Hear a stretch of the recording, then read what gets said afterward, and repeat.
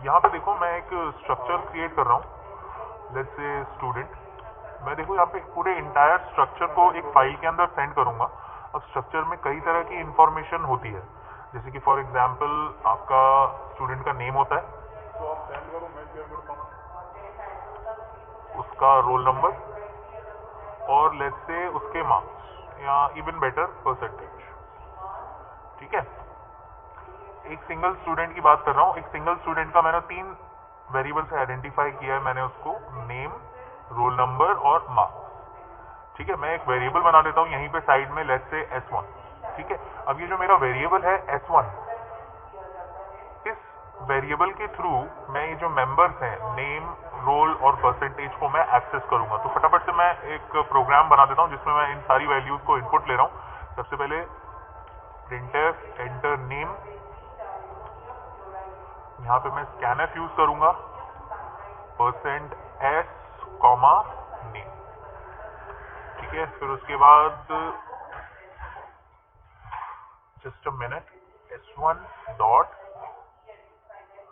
Okay, उसके बाद मेरे पास है roll %d comma address of S1 dot roll और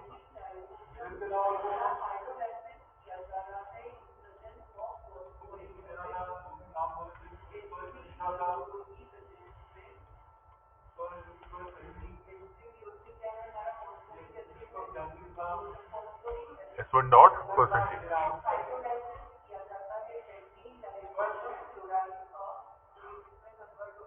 स्टूडेंट्स, अगर आपको कुछ पूछना है तो आप मुझसे चैट में पूछ सकते हो। You can ask me anything in the chat. ठीक है, यहाँ पे देखो मैंने एक स्ट्रक्चर बनाया है, मैं फिर से बता रहा हूँ, जिसमें मैंने नेम वेरिएबल लिया है, नेम मेंबर लिया है, रोल नंबर और परसेंटेज। मैंने एक वेरिएबल बनाया है S1, जो कि इस वेरिएबल के थ्रू मैं आपके मेंबर्स को वैल्यू असाइन करूंगा, और वही एग्जैक्टली मैंने इन लाइंस में किया है। ठीक है, अपन स्ट्रक्चर पढ़ चुके हैं तो मुझे नहीं लगता कोई दिक्कत होनी चाहिए। और हाँ, अब मुझे इसे फाइल में भेजना है तो ऑब्वियसली मुझे एक फाइल का पॉइंटर बनाना पड़ेगा। तो मैंने फाइल का पॉइंटर बना दिया फाइल, और file equals to f open student.dat। मैं इसको बाइनरी मोड में ओपन कर रहा हूँ, इसलिए WB या इवन चलो बेटर AB, ताकि डेटा अपेंड होता जाए, रिमूव नहीं हो। ओके, एक छोटा सा कंडीशन लगा देता हूँ, if file equals to null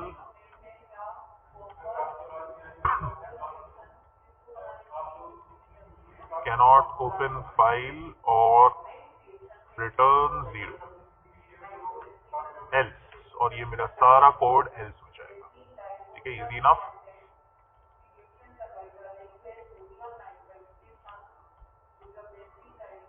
okay, ये सारी इंफॉर्मेशन अब मेरी किस में आ गई है, मेरे वेरिएबल S1 में आ गई है। तो बिफोर fread एंड fwrite मैं इनको इंडिविजुअली भेज रहा था, जैसे मैं नेम को भेजूंगा, रोल नंबर को भेजूंगा, परसेंटेज को भेजूंगा। बट सिंस मेरे पास अपने पास जो बाइनरी फंक्शंस हैं fread और fwrite, ये ब्लॉक पे काम करते हैं, इसलिए मैं पूरे S1 को एज अ ब्लॉक फाइल के अंदर भेज दूंगा। तो ये देखो, ये मेरी सारी लाइनें इनपुट की एक तरफ, और fwrite, एक सिंगल fwrite एक तरफ। सबसे पहले मुझे एड्रेस देना होगा, तो मैंने एड्रेस दे दिया किसका, S1 का।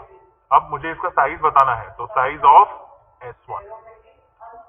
ओके, कितने ब्लॉक्स मुझे भेजने हैं, यहाँ पे एक ही स्ट्रक्चर है, एक ही कॉपी भेजनी है, तो 1 मेंबर मींस 1 S1 जो वेरिएबल है, और कहाँ भेजना है मुझे, फाइल के अंदर। और हो गया, कितना ईजी है देखो, बस आपको सिंटैक्स याद रखना है। अब मैं इसे एग्जीक्यूट करूंगा।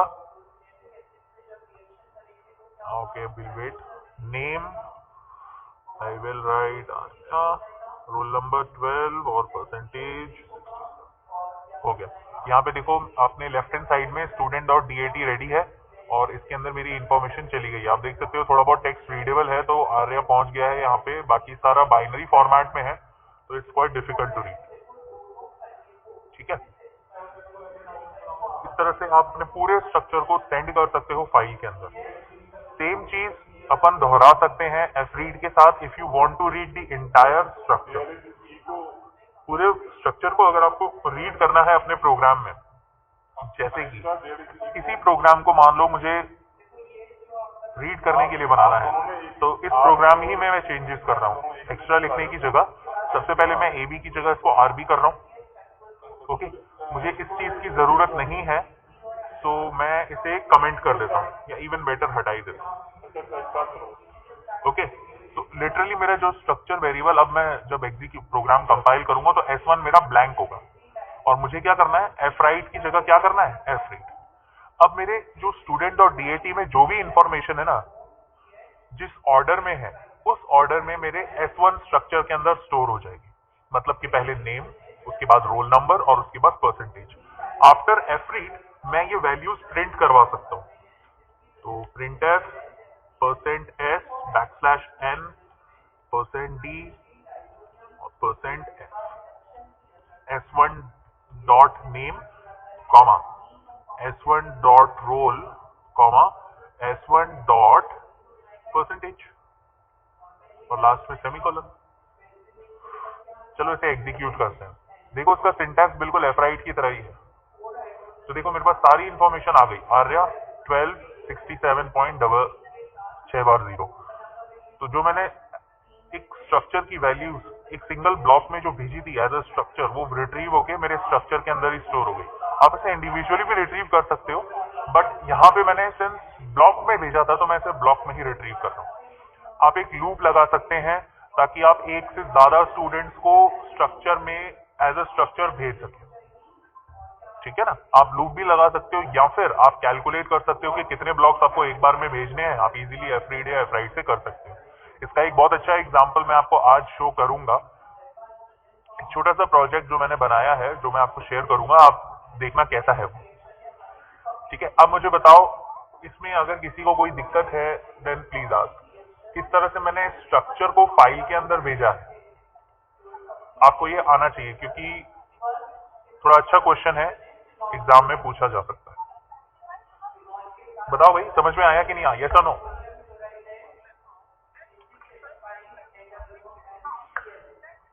प्रोग्राम का हर लाइन आपको बिल्कुल क्लियर समझ में आनी चाहिए। ठीक है ना?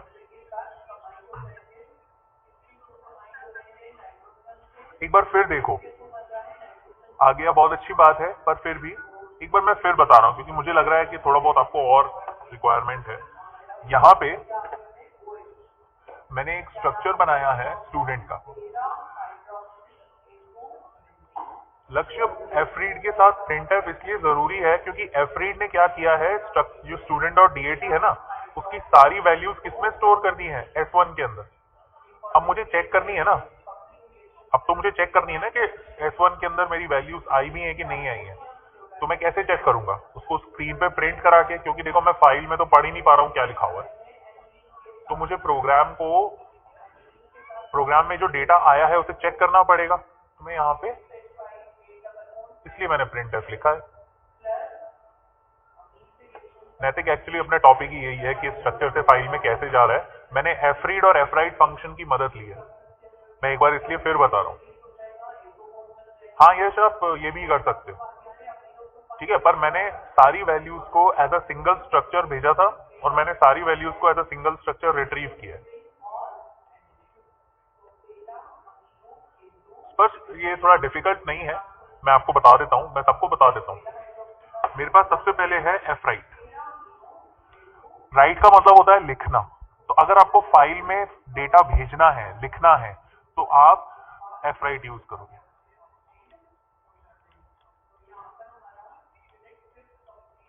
ठीक है, ये एफ राइट है।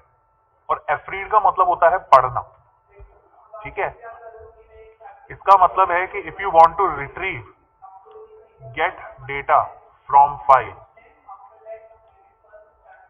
इन ब्लॉक, सिंपल। जैसे आप कॉपी में लिखते हो ना, वैसे ही फाइल में भी तो लिखोगे।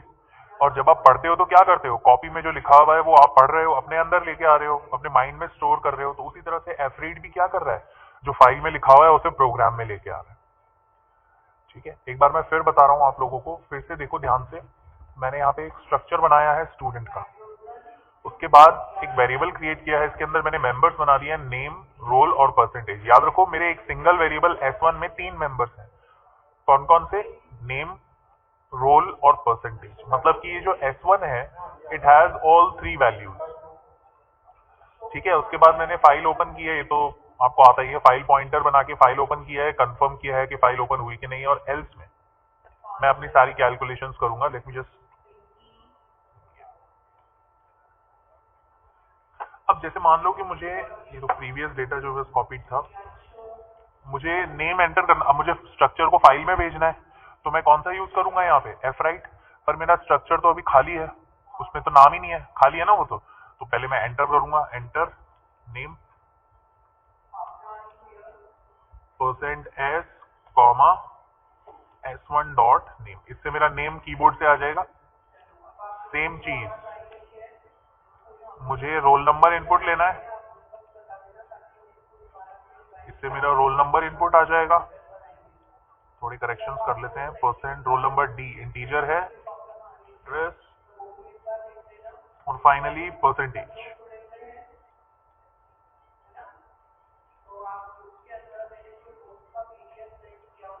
और यहां मैंने परसेंटेज इनपुट करवा दी है। ठीक है, अब इससे ये होगा कि मेरे स्ट्रक्चर की तीनों वैल्यूज भर गई है ना, तीनों में वैल्यूज आ गई। जो भी आप नाम यहाँ कीबोर्ड पे डालोगे वो कीबोर्ड के थ्रू इसमें सेव हो जाएगा, फिर आपने रोल नंबर डालोगे, रोल नंबर इसमें सेव हो जाएगा, और परसेंटेज डालोगे, परसेंटेज इसमें सेव हो जाएगा। अब S1 में वैल्यूज है, अब मुझे इसे फाइल में स्टोर कराना है ताकि वो परमानेंट रहे। तो इसके लिए मैं क्या यूज करूंगा? मुझे फाइल में डेटा भेजना है, एफ राइट। ठीक है, उसके बाद मुझे बताना पड़ता है कि क्या भेजना है, उसका एड्रेस, उसका साइज कितना है, ये मेरे ब्लॉक का साइज है। अब जैसे आप देखो, कैरेक्टर का साइज होता है 1 बाइट, है ना, तो ये कितने हो गए? 20 bite.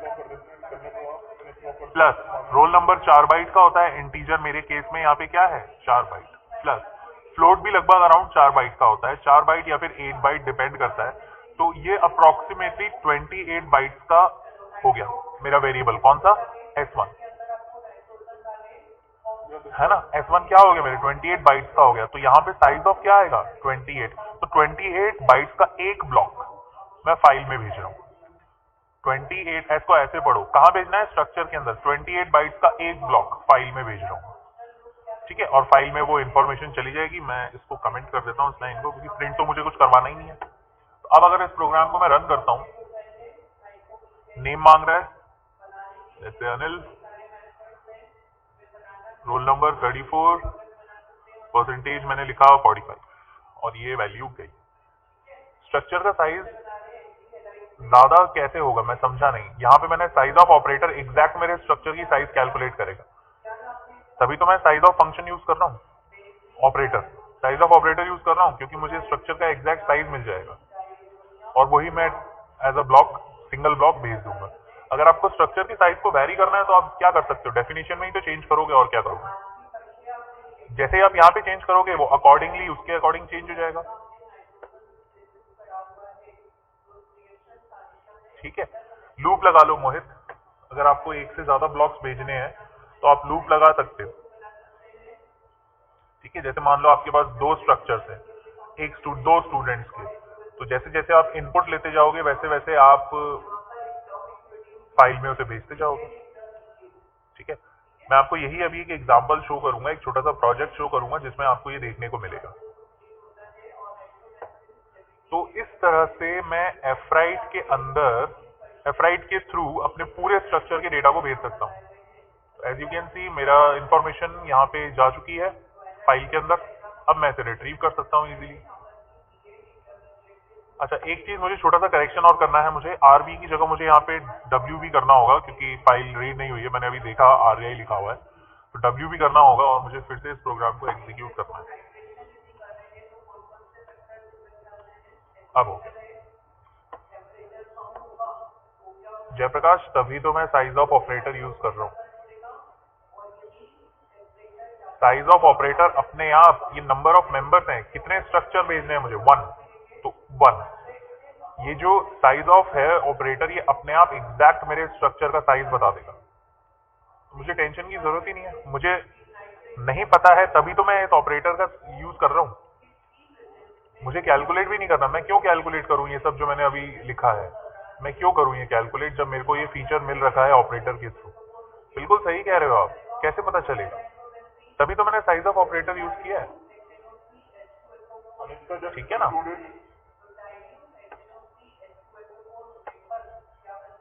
Size of exact value देगा, क्यों एक्सीड करेगा वो? इसका काम ही यही है। अगर ऐसा होता है तो फिर वो मतलब ये ऑपरेटर अपना काम ढंग से नहीं कर रहा है, सिंपल, ठीक है ना? और इसी तरह से अगर मुझे रीड करना है तो कैसे करूंगा मैं? बस एफ राइट की जगह मुझे क्या करना है? अब देखो मेरे फाइल में एक डेटा है, ये देखो ये सारा डेटा है, मुझे इसे रिट्रीव करना है ना? फाइल से प्रोग्राम में लेके आना है, तो मुझे यहाँ पे क्या करना पड़ेगा? एफ रीड, ठीक है। सिंटैक्स बिल्कुल सिमिलर रहेगा। मोड मुझे चेंज करना पड़ेगा आरबी, क्योंकि मैं फाइल में रीड कर रहा हूं। यस, अच्छे खासे चांसेस हैं प्रॉब्लम आ सकती है, क्योंकि आप एग्जैक्ट साइज कैलकुलेट नहीं कर सकते हो, और अगर आप कर भी सकते हो तो compiler to compiler size vary करता है, जो कि मैंने लास्ट क्लास में आपको बताया था कि जैसे मेरे केस में यहाँ पे इंटीजर 4 बाइट का है, पुराने कंपाइलर्स में इंटीजर होता है 2 बाइट का। तो अगर आप एग्जैक्ट वैल्यू यहाँ पे लिखोगे तो दूसरे कंपाइलर तो गड़बड़ कर देंगे, ठीक है। लोकेश आप लूप लगा सकते हो, मैं आपको शो करूंगा, जस्ट अ मिनट। पहले एक सिंगल स्टूडेंट का प्रोग्राम अपन समझ लें, फिर एक से ज्यादा स्टूडेंट का भी समझेंगे। आपको एक से ज्यादा, एक सिंगल स्टूडेंट में थोड़ी सी डिफिकल्टी हो रही है, पहले वो क्लियर कर दे सबको, फिर अपन एक से ज्यादा स्टूडेंट्स भी डिस्कस करेंगे, ठीक है। तो अब मैं एक बार इस चीज को कमेंट आउट कर देता हूं, क्योंकि मुझे हो सकता है बाद में जरूरत पड़े, ठीक है। और मैंने क्या किया है यहाँ पे, देखो कुछ भी नहीं किया है, look at the program, just a minute. मैं इसका फॉन्ट साइज, सबको विजिबल है ना? तो देखो मैंने यहाँ पे क्या किया है, एक स्ट्रक्चर बनाया बिल्कुल सेपरेट, देखो struct student name role percentage, है ना? S1, just. तो अब देखो यहाँ पे क्या हो रहा है, जो फाइल के अंदर स्टूडेंट और डीएटी है उसकी सारी इंफॉर्मेशन इस स्ट्रक्चर के अकॉर्डिंग रिट्रीव हो रही है, क्योंकि सबसे पहले मैंने नेम स्टोर की भेजा था, फिर रोल नंबर भेजा था, फिर परसेंटेज भेजी थी। तो अब वही चीज वापस से किसमें स्टोर हो रही है? S1 के अंदर। रिमेंबर ये बिल्कुल सेपरेट प्रोग्राम है, क्योंकि यहाँ पे मैंने स्टूडेंट को रीड मोड में ओपन किया है, मैं फाइल में कुछ भेज नहीं सकता हूँ, और मैंने जो बीच में जो कोड है उसको भी कमेंट आउट कर दिया है, जिससे कंपाइलर पढ़े ही नहीं उसे। जब मैं इसे रन करता हूँ, ठीक है, देखो कुछ भी नहीं हो रहा, ना तो वो मुझसे नाम पूछ रहा है, ना रोल नंबर पूछ रहा है, ना परसेंटेज पूछ रहा है। पर ये चीज लाइन एग्जीक्यूट जरूर हुई है, और कौन सी लाइन है ये? एफ रीड, जो कि फाइल के अंदर एक सिंगल ब्लॉक रिट्रीव कर रही है। उस ब्लॉक का साइज कितना है? जितना इस S1 का साइज है, जो कि अभी अपन थोड़ी देर पहले कैलकुलेट करने की कोशिश कर रहे थे। तो ये क्या करेगा? स्ट्रक्चर के अंदर स्ट्रक्चर S1 के साइज का एक ब्लॉक फाइल से लेके आएगा और किसमें स्टोर कर देगा? स्ट्रक्चर के अंदर। तो स्टूडेंट डॉट डीएटी में ये पूरा ब्लॉक है ना जो मैंने भेजा था, वो पूरा का पूरा रिट्रीव होके किसमें आ जाएगा? S1 के अंदर। अब मुझे पता कैसे चलेगा कि आया है कि नहीं आया? तो मैं रन कर रहा हूं तो देखो कुछ हो ही नहीं रहा, तो इसलिए मैंने प्रिंटफ यूज करता हूं। मैं ये मैंने प्रिंटफ यूज किया है, देखो S1 डॉट नेम रोल और परसेंटेज। याद रखो मैंने इनपुट कुछ भी नहीं कराया, मैं फाइल से डेटा रिट्रीव करके आया हूं। तो मैं इसे रन करता हूं तो देखो मेरे पास अनिल आ गया, रोल नंबर 34 आ गया और परसेंटेज भी आ गई। और इस तरह से मैं एक सिंगल स्टूडेंट की इंफॉर्मेशन एफ रीड या रीड कर रहा हूं, ठीक है ना? अब बताओ कोई डाउट किसी को?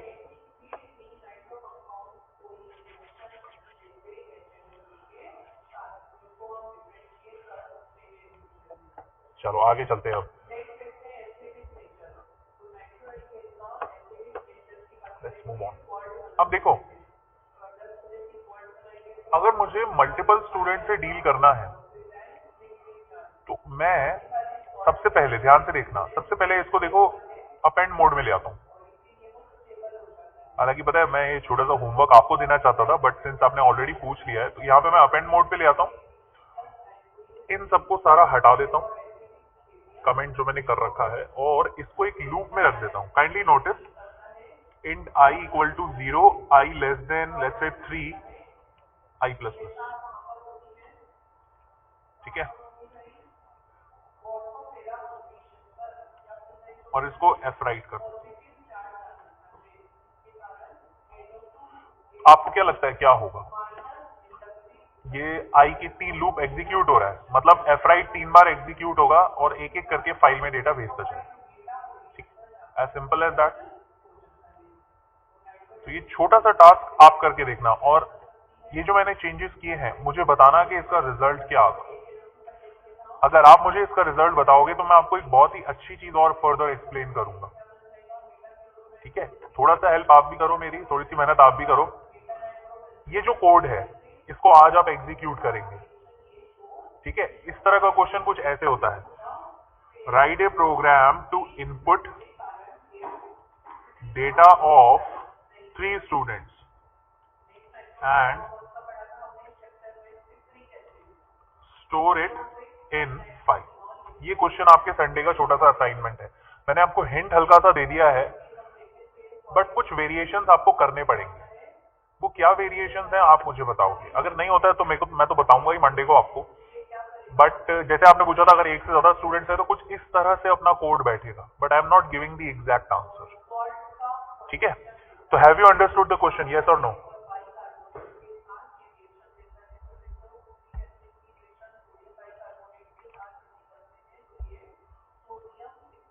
नहीं वीरेंद्र, ऐसा कुछ भी नहीं है। आप अपने मोबाइल पे भी कर सकते हो, और अगर मोबाइल भी नहीं है तो आप कॉपी पे करो। ठीक है, और कॉपी का आप फोटो खींच के मुझे भेज दो। पर मैं अंदाजा लगा रहा हूँ आपके पास मोबाइल है क्योंकि आप ऑनलाइन हो मेरे साथ। मोबाइल में भी सी कंपाइलर है, तो आप उसको यूज कर सकते हो। ठीक है, डोंट वरी अबाउट इट। ठीक है ना, तो प्लीज इस क्वेश्चन को जरूर ट्राई करना, जरूर। मैं स्ट्रेस इनफ नहीं दे सकता इस पे कि ये क्वेश्चन कितना जरूरी है। जैसा कि मैंने बताया आपको, कई बार एग्जाम में आ जाता है। नवप्रीत, ये आपको सोचना पड़ेगा। देखो, इसको करने के दो तरीके हैं। या तो आप एक स्ट्रक्चर बनाओ, काइंडली अंडरस्टैंड, मैं आपको इसको थोड़ा सा विजुअली या टेक्सचुअली एक्सप्लेन करता हूं। आपको एक से ज्यादा डेटा भेजना है, या तो आप 3 स्ट्रक्चर क्रिएट करो और उसको एक एक करके या फिर एक सिंगल ब्लॉक कैलकुलेट करके भेजो। बिल्कुल सही नवप्रीत। ठीक है, मैं यहाँ पे लिख देता हूँ, create 3 structures and send to file individually slash block wise. या फिर आप एक स्ट्रक्चर क्रिएट करो, सिंस आपका डेटा फाइल में जाना है, तो मुझे यहाँ पे 3 स्ट्रक्चर की क्या जरूरत है, एंड इनपुट डेटा 1 by 1। ठीक है, राइट टू फाइल।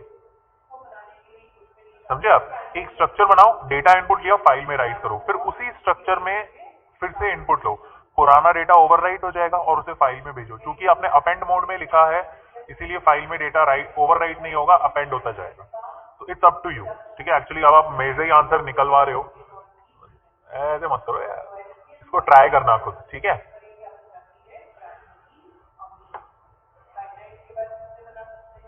बिल्कुल जयप्रकाश, कॉम्प्लेक्सिटी यही होती है। जो मैं सिखा रहा हूँ वो जनरल और बेसिक है, और आपका माइंड आपको यूज करना है कि आप उसे किस तरह से एक्चुअल प्रोजेक्ट्स में यूज कर सकते हो। Okay, so let me just clear all of this.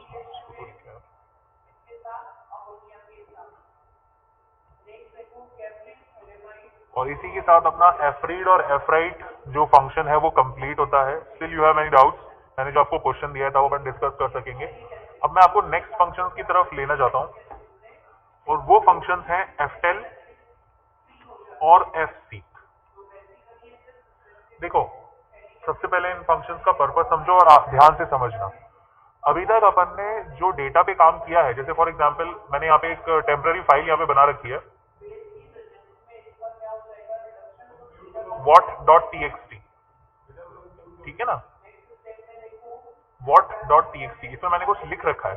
तो आपने नोट किया होगा कि जब भी मैं डेटा, जैसे देखो मैं लिख रहा हूं कुछ भी, बिल्कुल आप देखिए एक साथ प्रिंट कर सकते हैं, तभी तो ब्लॉक का सिस्टम बताया मैंने। ठीक है,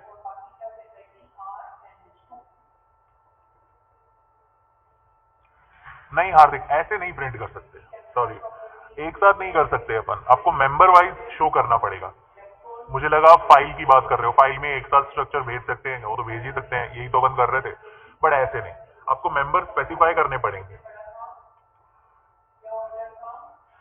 तो जैसा मैं, देखो आप नोट करो कि मेरा इस समय कर्सर कहाँ है, ये रहा, है ना। मेरा कर्सर कहाँ है इस समय, बिल्कुल इनिशियल पॉइंट पे, ठीक है ना, इनिशियल पॉइंट पे। अब जैसे जैसे मैं लिखता जाता हूं मेरा कर्सर मूव करता जाता है, और फाइल में भी कुछ ऐसा ही होता है, जैसे जैसे मैं लिखता जा रहा हूं मेरा कर्सर मूव होता जाता है, और जैसे ही मैंने सारा डेटा लिख दिया मेरा कर्सर बिल्कुल लास्ट में होता है, और यहीं पे मुझे मिलता है एंड ऑफ फाइल, है ना। बट हाँ बिल्कुल लक्ष्य, इसमें एक और फंक्शन ऐड कर देते हैं अपन, रिवाइंड, ठीक है। तो यहां मेरा एंड ऑफ फाइल आ गया। जनरली ऐसा दिखता नहीं है, तो मैंने समझाने के लिए लिखा है। अब जैसे मान लो कि आपको कर्सर की पोजीशन पता करनी है कि इस समय कर्सर कहां है, जैसे फॉर एग्जांपल मैं इस पर्टिकुलर पोजीशन पे हूं, तो इस समय यहां पे मेरी कर्सर की पोजीशन क्या है, या फिर मैं लास्ट पोजीशन पे हूं, मैंने पूरा डेटा लिख दिया, मैं लास्ट पोजीशन पे हूं, मैं उसे बीच में कहीं मूव ऑन करना चाहता हूं। मेरे कहने का मतलब यह है कि मैं अपने कर्सर की डायरेक्शन पहचानना चाहता हूं और उसे अपनी विल के अकॉर्डिंग इधर से उधर ले जाना चाहता हूं, मूव करना चाहता हूं कर्सर को। अभी तक मैंने आपको रिवाइंड फंक्शन बताया था। रिवाइंड फंक्शन क्या करता है, जैसे आप लास्ट में हो ना, तो इसे वापस उसे फर्स्ट लाइन पे ले आता है, बिल्कुल बिल्कुल स्टार्टिंग में, जैसा कि नेम सजेस्ट कर रहा है। क्या करता है रिवाइंड, अगर मैं ऐसे लिखूं रिवाइंड फाइल, तो ये क्या करेगा, मेरे कर्सर कहीं भी होगा ना, कहीं भी उसे बिल्कुल स्टार्टिंग में ले आएगा। और जैसे मान लो मुझे स्टार्टिंग में नहीं जाना, मुझे किसी पर्टिकुलर लोकेशन पे जाना है ना, मुझे किसी पर्टिकुलर लोकेशन पे जाना है, तो मैं कैसे जाऊंगा, तो मुझे यहाँ पे fseek फंक्शन की जरूरत पड़ेगी। fseek क्या करता है, जो मेरे फाइल का कर्सर है ना, takes the pointer to a particular location, है ना, takes the pointer to a particular location. और ftel क्या करता है, ftel मुझे बताता है कर्सर की पोजीशन,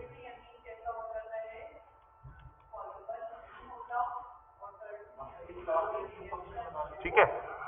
ये जो दोनों फंक्शंस हैं, ये मान के चलते हैं कि जो मेरा डेटा है वो बाइट फॉर्मेट में है। मैं आपको समझाने के पर्पज से बता रहा हूं, मतलब कि ये जो मेरा ए है ना, इट इज 1 बाइट, एक, ये 2 हो गया, ये 3 हो गया, ये 4 हो गया, ये 5 हो गया, 6 7 8 9 10 11 12 13 14 15 16 17 18, ऐसे गिनती। हर एक नंबर एक बाइट की तरह है, ठीक है ना, हर एक नंबर एक बाइट की तरह है, या हर एक कैरेक्टर एक बाइट की तरह है। तो ftel मुझे पोजीशन इसी फॉर्म में बताता है। जैसे अगर ftel कहता है वो ftel की वैल्यू 3 है, तो मतलब कर्सर इस समय कहां है, फर्स्ट पोजीशन से 1 2 3, जैसे 1 2 3 यहां पे है कर्सर, ये पोजीशन बता रहा है ftel। और fseek की मदद से मैं अपने कर्सर को किसी भी पोजीशन पे ले जा सकता हूं, मतलब मुझे उसे वैल्यू बतानी है कहां ले जाना है, और मैं fseek की मदद से मेरा कर्सर सीधा जंप करके वहां ले जाएगा, ठीक है ना। इस तरह से fseek काम करता है। इसकी पूरी वर्किंग मैं आपको अभी अच्छी तरह से समझाऊंगा, बट उससे पहले मुझे बताओ कि आपको इसकी इन दोनों की डेफिनेशन समझ में आई कि नहीं आई, रिवाइंड की, fseek की और ftel की।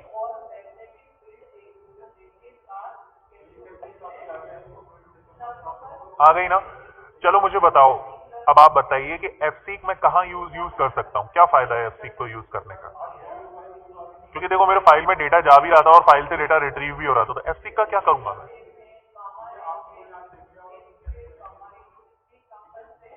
fseek का क्या यूज हो सकता है और ftel का क्या यूज हो सकता है। पहले fseek का बताओ, थोड़ा सोचो कि fseek में अपने एडवांटेज के अकॉर्डिंग कैसे यूज कर सकते हैं। Very good Mohit, yes very good,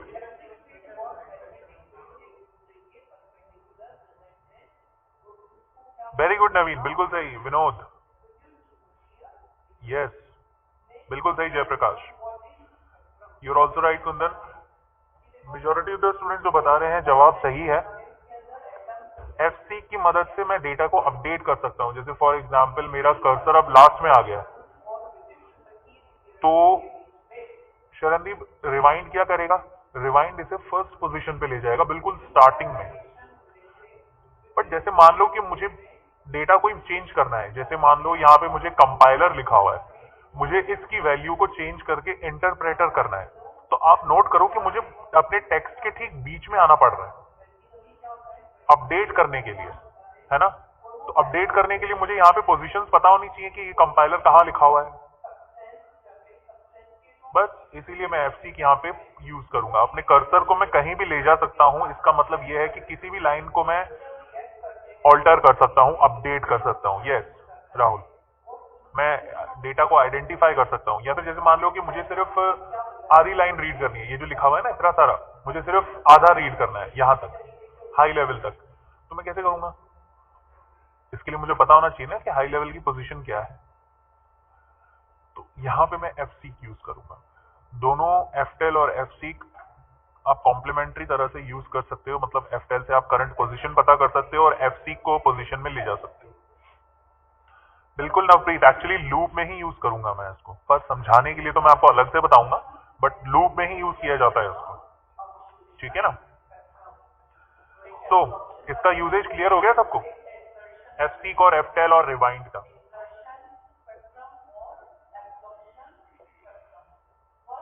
चलो अपन इसको कोड देखते हैं।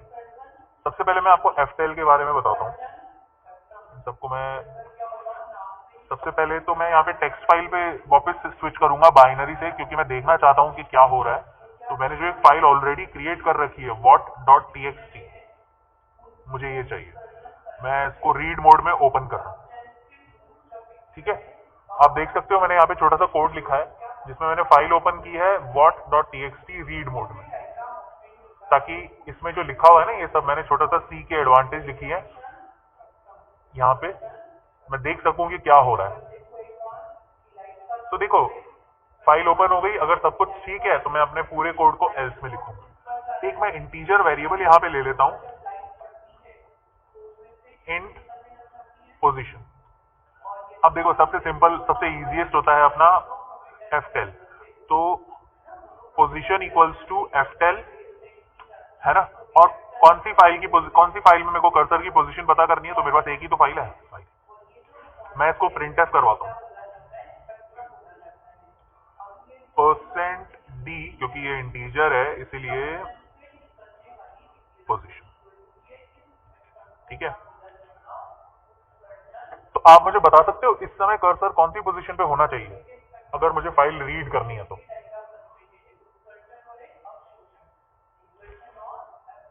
क्या वैल्यू हो सकती है इसकी?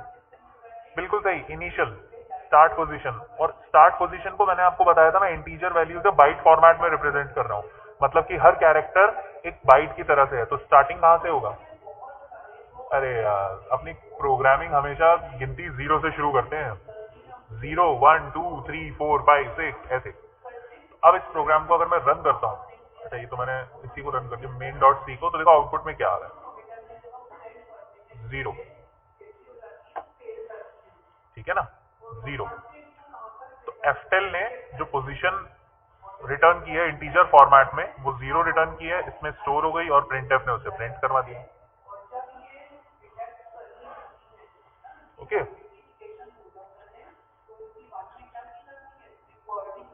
बस उसके आगे अनसाइंड लिख दो, जहां पे इंट लिखा है उससे पहले अनसाइंड लिख दो। अब देखो, अब मैं आपको fseek के बारे में बताऊंगा। fseek थोड़ा सा अनयूजुअल है, fseek थोड़ा सा अनयूजुअल है, तो ध्यान से समझना। नहीं यश, ऐसा कुछ भी नहीं होता। पोजीशन बताने के लिए कुंदन, ftel की जरूरत पोजीशन बताने के लिए कि मेरा कर्सर इस समय कौन सी पोजीशन पे है, ठीक है। अब देखो एक बार 2 मिनट चैट से दूर रहो और fseek की तरफ देखो। यहाँ पे जो fseek है वो 3 आर्ग्यूमेंट्स लेता है। सबसे पहले आपकी फाइल, कौन सी फाइल में आपको घूमा घूमी करनी है, ठीक है ना। उसके बाद एक और वैल्यू होती है, इसको बोलते हैं वेन्स, इसको मैं थोड़ी देर में समझाता हूं। और तीसरा होता है ऑफसेट। ये तीन वैल्यूज लेता है, ठीक है। एक बार चैट वगैरह से दूर रहो और इस चीज को ध्यान से समझो, क्योंकि थोड़ा कंफ्यूजिंग है ये, मुझे पता है, तो फुल अटेंशन चाहिए मुझे आपकी। यहां पे जो ऑफसेट है ना, ये इसकी तीन वैल्यूज होती हैं। सबसे पहले वैल्यू होती है इसकी, कैपिटल में लिखना है, सीक सेट। दूसरी वैल्यू होती है सीक CUR, और तीसरी वैल्यू होती है सीक अंडरस्कोर एंड, ठीक है। ये तीन वैल्यूज होती हैं ऑफसेट की, इससे ज्यादा नहीं होती है। सीक सेट का मतलब होता है बिगिनिंग, शुरुआत।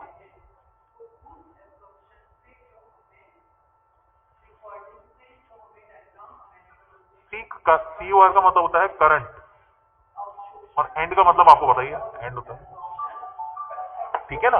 ये कहता है कि कर्सर को कहां ले जाना है। जो ऑफसेट है ये बताता है कि कर्सर को कहां ले जाना है। तो अगर मैं ऑफसेट की वैल्यू सीक सेट लग देता हूं, तो इसका मतलब क्या है, वो कहां जाए, कर्सर को कहां ले जाए, बिल्कुल शुरुआत में। अगर मैं लिखता हूं कि सीक करंट, तो ये कर्सर को कहां ले जाए, जहां पे वो एग्जिस्ट कर रहा है ना। और अगर मैं बोलता हूं सीक एंड, तो ये कहां ले जाएगा, लास्ट में, बिल्कुल लास्ट में, ठीक है ना। ये तीन वैल्यूज होती हैं इसकी ऑफसेट की। और वेहेंस क्या होता है, वेहेंस एक न्यूमेरिक वैल्यू होती है, ठीक है। ये बताता है कि ऑफसेट से कितना आगे पीछे जाना है। अगर मैं लिखता हूं 0, तो मतलब जो ऑफसेट की वैल्यू है वहीं पड़े रहना है मुझे। अगर मैं लिखता हूं +10, तो जो ऑफसेट की वैल्यू मैंने दी है उससे 10 कदम आगे। और अगर मैं लिखता हूं -10, तो जो ऑफसेट की वैल्यू है उससे 10 कदम पीछे, ठीक है ना। एक न्यूमेरिक वैल्यू की तरह रिप्रेजेंट होता है ये। इसको आप ऐसे देखो, जैसे मैं आपको छोटा सा डायग्राम से समझाता हूं। जैसे कि ये रास्ता है और इस पे एक ऑब्जेक्ट पड़ा हुआ है, ठीक है। और मान लो आप यहां पे हो, ठीक है, आप यहां पे हो। तो ये जो ऑब्जेक्ट है, अगर मेरा फाइल पॉइंटर यहां है, तो ये सीक करंट वैल्यू रिप्रेजेंट कर रहा है। अगर मेरा फाइल पॉइंटर यहां है, सीक बिगिनिंग,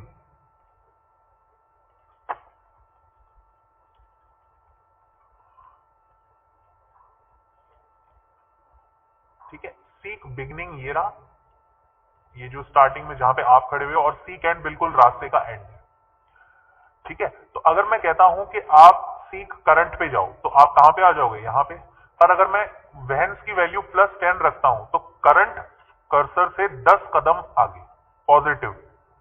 और अगर मैं कहता हूं -10, तो करंट पोजीशन से 10 कदम पीछे, ठीक है ना।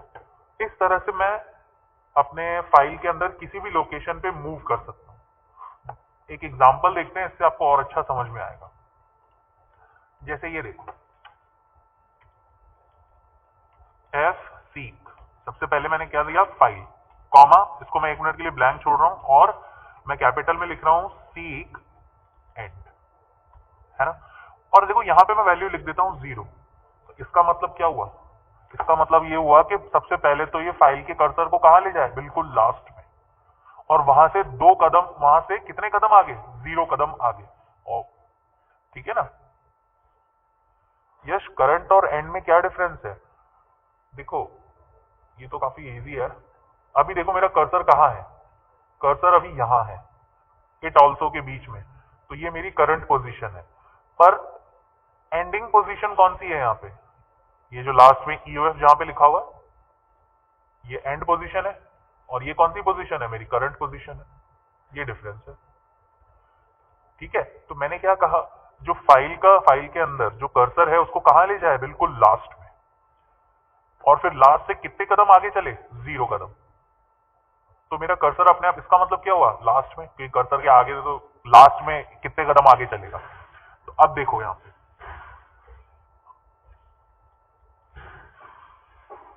मैंने एक वेरिएबल जो डिक्लेयर किया है, पोजीशन इक्वल्स टू ftel 5, ठीक है ना, और फिर मैं इस printf पोजीशन करवा देता हूं। एक बार स्क्रीन पे देखो, आउटपुट स्क्रीन पे देखो एक बार, और मैं इसे रन करता हूं तो देखो यहाँ पे क्या आ रहा है, 0 और 557। ठीक है ना, 0 और 557। इसका मतलब क्या है, इसका मतलब ये है कि मेरे पास टोटल कितने कैरेक्टर्स है, अराउंड 557। 557 कैरेक्टर्स है यहां तक। ठीक है ना, और fseek मेरे फाइल को कर्सर जहां भी है वहां से लास्ट में ले गया। ठीक है, तो मेरा कर्सर अभी कहां पे है, बिल्कुल लास्ट पोजीशन पे है। लास्ट पोजीशन पे मेरे जो पोजीशन है, लोकेशन है, वो क्या है, वो मैंने ftel से पता कर ली। ftel equals to position. ठीक है ना, और पोजीशन के अंदर लास्ट जो वैल्यू है वो स्टोर हो गई, जिसको मैंने यहाँ पे प्रिंट करवा दिया। जब मैं स्टार्टिंग में था तो मेरा कर्सर कहाँ था, बिल्कुल स्टार्ट में, जीरोथ पोजीशन पे, तो उसने जीरोथ पोजीशन प्रिंट कर दी। अब मेरा कर्सर सबसे लास्ट में है, तो लास्ट वाली पोजीशन क्या है, 557। अब देखो मैं लास्ट पोजीशन पे हूं ना, मैं इस लाइन को फिर से कॉपी कर रहा हूं, और आप ही का डाउट मुझसे जयप्रकाश ने जो पूछा है वही लिख देता हूं। तो यहाँ पे जयप्रकाश कह रहा है कि यहाँ पे मैं 10 लिख देता हूँ, +10 या 10। तो इसका मतलब ये है कि एंडिंग पोजीशन से 10 कदम आगे। ऑब्वियसली ये कोई सेंस नहीं बनाता, ठीक है ना, ये आगे चला गया, पर कुछ है नहीं वहां पे, क्योंकि ये टेक्स्ट फाइल है, सब खाली है। ठीक है ना, समझ में आया। अब अगर मैं यहां से इसको -10 कर देता हूं, तो ये क्या कह रहा है, 10 कदम पीछे। तो देखो 557 से 10 कदम पीछे कितना हो गया, 547।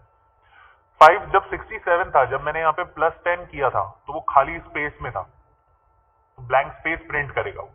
जबकि अगर मैं यहाँ पे -10 करता हूं, तो 10 कदम पीछे चले जाएगा अपने लास्ट वैल्यू से। मतलब कि देखो अगर मैं यहाँ पे हूं तो 1 2 3 4 5 6 7 8 9 10, 10 कदम पीछे यहाँ पे आ जाए। इस समय करंट पोजीशन देखो ये है, स्पर्श करंट पोजीशन ये है। ठीक है ना, इसका भी यूज देखना आप। समझ में आया आपको किस तरह से सीक एंड मैं इसे फिर से स्टार्टिंग पोजीशन पे ले जा सकता हूं। ठीक है ना, मैं इसे फिर से स्टार्टिंग पोजीशन पे ले जा सकता हूं बाय टाइपिंग SET। ठीक है, और स्टार्टिंग पोजीशन से 10 कदम आगे तो +10। ठीक है ना, मैं रन करूंगा तो देखो स्टार्टिंग पोजीशन से 10 कदम आगे अगर मैं कर देता हूं तो 10 वैल्यू आएगी, है ना। fseek क्या करता है, मेरे कर्सर को या मेरे कर्सर को पर्टिकुलर फाइल पे, लोकेशन पे, किसी भी लोकेशन पे ले जाता है। ठीक है ना, अब देखो अगर मान लो मुझे चेक करना है कि कौन सी वैल्यू यूज करनी है,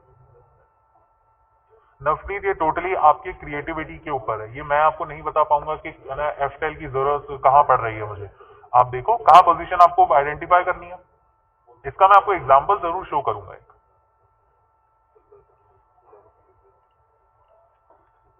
तो देखो मैंने यहाँ पे एक कैरेक्टर ch वेरिएबल लिया है,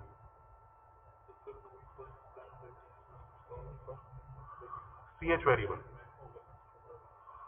और मैं फाइल से कुछ डेटा रिट्रीव कर रहा हूं। जैसे फॉर एग्जांपल फर्स्ट केस में ch equals to get c, single character है ना, पोजीशन के हिसाब से फाइल, और मैं इसे प्रिंट करवाऊंगा।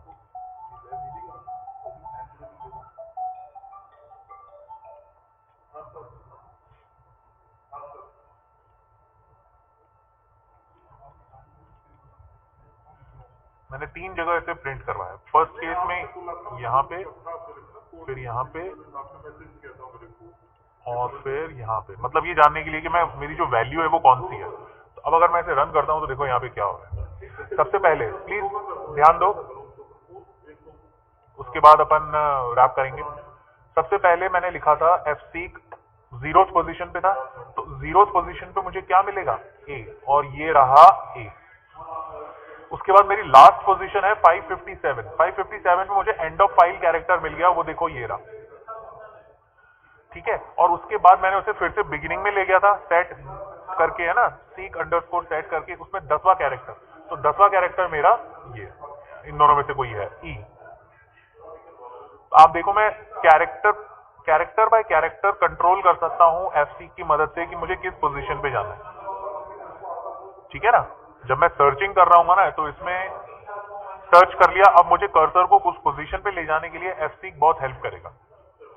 ठीक है, तो करंट पोजीशन से मैं मूव कर सकता हूं, यहां पे सीक CUR काम में आ जाएगा। ठीक है, अपन इस फंक्शन को और डिस्कस करेंगे नेक्स्ट क्लास में।